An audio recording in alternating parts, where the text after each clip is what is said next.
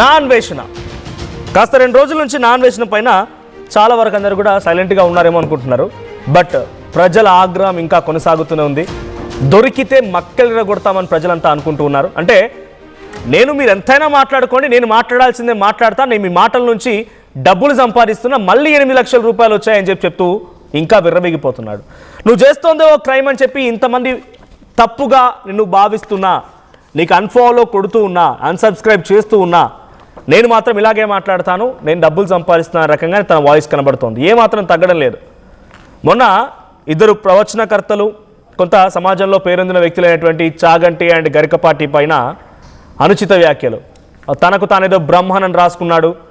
గతంలో నేను అశుద్ధం కడిగాను, బాత్రూములు కడిగాను, తర్వాత ఇప్పుడు చాలా గొప్ప స్థాయిలో ఉన్నాను, నేను బ్రహ్మను అని చెప్పి తనంతట తానే చాలా పెద్ద ఎత్తున పేటరేగిపోతున్నాడు. అన్వేషణ మాత్రం చాలా క్లియర్గా అర్థమవుతోంది. పబ్లిక్ కూడా చాలా నెగిటివ్ అవుతున్నారు.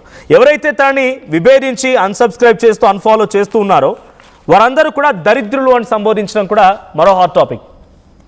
సో కాసేపు ఆర్టీవీ, ఇది కోర్టాలేం కాదు, బట్ మనతో పాటుగా లీగల్ అడ్వకేట్స్ ఉన్నారు.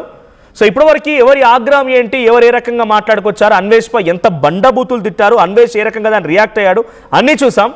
సో అన్వేష్ కనుక ఆయనపై నమోదైన కేసు విషయంలో ప్రూవ్ అయితే 3 ఏళ్ల జైలు శిక్ష. రానే రానని చెప్పాడు కదా. ఇన్స్టాగ్రామ్ కూడా పంజాగుట్ట పోలీసులు లేఖ రాసుకొచ్చారు. దానికి సంబంధించిన సమాధానం కూడా దొరికిందంట. ఏ క్షణమైన అన్వేష్ని అరెస్ట్ చేస్తారనేటువంటి ఒక విషయం తెలుస్తోంది. చూద్దాం మరి ఏం జరుగుతుందో.